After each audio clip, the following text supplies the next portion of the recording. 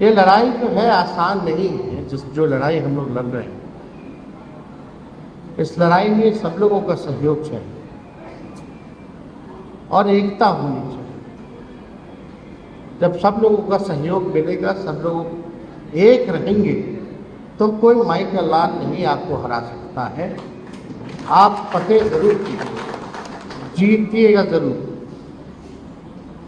आदरणीय लालू जी राष्ट्र अध्यक्ष जब बिहार के मुख्यमंत्री बने, ठीक 1-2 साल के भीतर ही पूरे देश में भारी संकट आया। अब वो संकट आप सब लोग जानते हैं। मंडल के खिलाफ कमंडल की यात्रा चालू की गई और पूरे देश में अशांति का, भय का, नफरत का, हिंसा का माहौल बनाया गया। उस दौरान भी चाहे सत्ता में लालू जी ने कहा था, चाहे मुख्यमंत्री रहे ना रहे, सत्ता में रहे ना रहे, लेकिन बिहार में दंगा फसाद होने नहीं दिए। और उस दौरान आडवाणी जी को जब रथ यात्रा थी तो गिरफ्तार किया। जब लालू जी मुख्यमंत्री बने, आजकल बहुत लोगों को पता नहीं होगा, मालूम नहीं होगा, जहन में नहीं होगा, हम तो बहुत छोटे थे, लेकिन जब हमको जानकारी में जाने तो हमको उचित लगता है कि नई पीढ़ी के लोगों को भी ये बताया जाए। पहली बार देश में, मुल्क में अगर अल्पसंख्यक आयोग का अगर कहीं गठन हुआ था पूरे देश में किसी भी राज्य में, तो वो लालू जी ने सबसे पहले करवाया। सिर्फ आयोग ही नहीं, अल्पसंख्यक कल्याण मंत्रालय सबसे पहली बार बिहार में बनाई गई थी, लालू जी के नेतृत्व में बनाई गई थी। तब पूरे देश भर में, केंद्र में इस चीज को लागू किया। चाहे कब्रिस्तानों की घेराबंदी हो या कहीं भी दंगा फसाद हो जाता था तो डीएम बाद में पहुंचते थे, यहाँ से हेलीकॉप्टर लेकर के उस जगह मुख्यमंत्री पहुंच जाया करते थे और माहौल को अपने हाथ में लेते थे, कंट्रोल।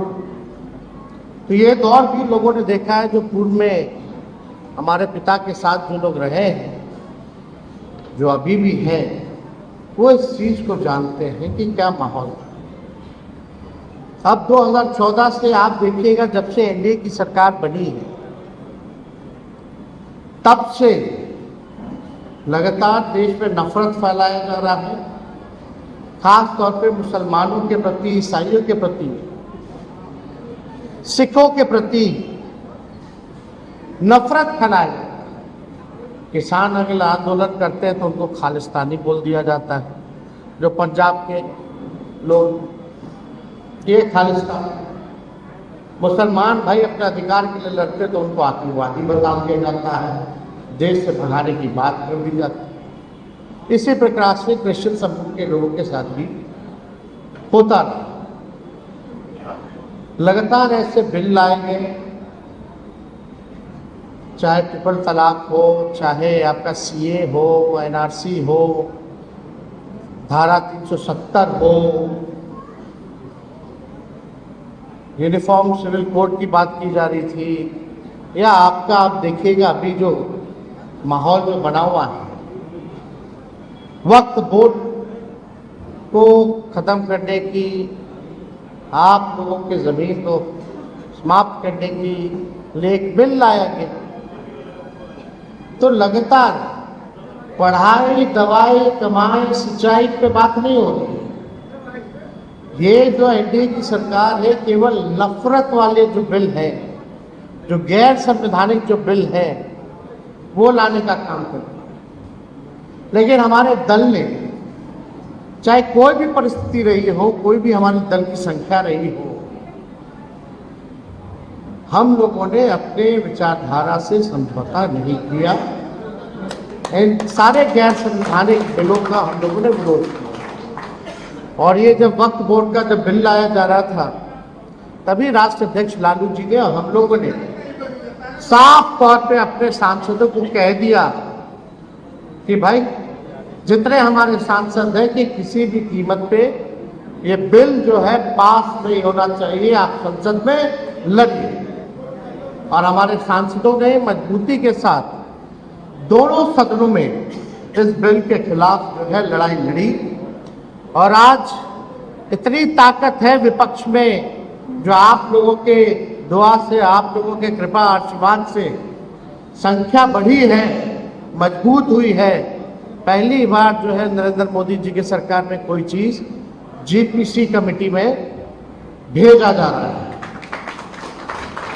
क्या क्या माहौल, क्या क्या नहीं बोला गया, आप लोगों को कितना प्रताड़ना झेलना पड़ा, ये बात हम लोग सब लोग समझते हैं।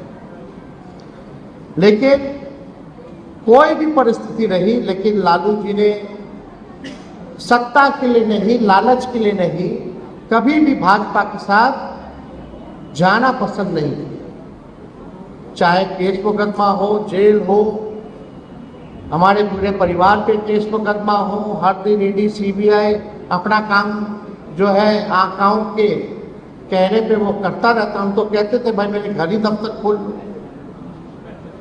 देखते रहो क्या करते हैं नहीं करते। लेकिन कितना भी किया गया, लेकिन हम लोग झुके नहीं, डरे नहीं। लेकिन अफसोस इस बात की है कि नीतीश कुमार जी, हम सब लोग मिलकर के महागठबंधन बनाए, महागठबंधन ही नहीं इंडिया अलायंस बनाए, और हम लोगों का एकमात्र लक्ष्य था कि किसी भी कीमत पे नरेंद्र मोदी जी और भाजपा की सरकार को केंद्र में नहीं बनने देना। लेकिन नीतीश जी ने सही मौके पर हम लोगों को धोखा दिया। हम लोगों को नहीं बल्कि देश के लोगों को धोखा दिया। और उधर चले गए तो गए, उनकी मर्जी है भाई, जहां जाना है जाए। लेकिन हम लोगों का तो इरादा साफ था, पाक था। हम लोग तो चाहते थे कि भाई हटे।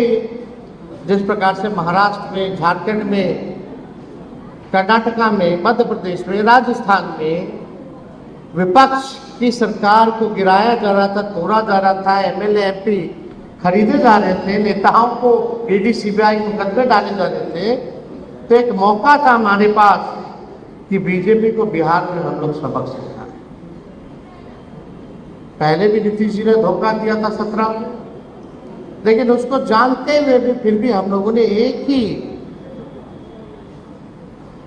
मकसद के लिए हम लोगों ने अपनाया कि केंद्र में किसी भी प्रकार से भाजपा की सरकार ना हो। लेकिन वो उधर चले गए। जब तक राष्ट्रीय जनता दल की सरकार रही 2004-05 तक, तब तक भाजपा सबसे कमजोर था बिहार में, आरएसएस सबसे ज्यादा कमजोर था। जब से नीतीश कुमार मुख्यमंत्री बने, भाजपा मजबूत हुई और आरएसएस मजबूत हुई। पहले किसी की हिम्मत नहीं होती थी आरएसएस वालों की कि बिहार में आ जाए और दंगा फसाद कराने की कोशिश की। लेकिन आज के दौर में आप देखिए किस प्रकार से जो है मजबूत हो रहा। हमको कुछ कहना नहीं, आप सब लोग होशियार हैं, सब लोग आप लोग जानते हैं कि देश में क्या चल रहा है, राजनीति में क्या चल रहा है। हम बस आप लोगों से ये कहना चाहते हैं कि जब लालू जी नहीं डरे सांप्रदायिक शक्तियों से, तो उनका लड़का भी डरने वाला नहीं। आपके नाम, आपके अधिकार, आपके सम्मान के लिए हम हमेशा लड़ाई लड़ते रहेंगे, चाहे कुछ भी हो जाए। हम डगमगाएंगे नहीं, डरेंगे नहीं, निडरता से आपकी लड़ाई को, आपकी आवाज को उठाने का काम करेंगे। और बहुत लोग तरह तरह का हम लोगों को गाली देने का प्रयास किया, हमारी एकता को तोड़ने का प्रयास किया गया। लेकिन आप जो आवाम है, जमहूरियत में आप लोग मालिक हैं, और जब जमहूरियत में आप लोग मालिक हैं, तो आपको देखना है कौन कब से लड़ रहा है और कितने मजबूती के साथ लड़ रहा है। हम बस आपको इतना कहना चाहते हैं, अगर आप सब लोगों का आशीर्वाद, आप लोगों का दुआ, अगर आप लोग ताकत दीजिएगा, तो बिहार में 25 में जो सरकार होगी वो राष्ट्रीय जनता दल महागठबंधन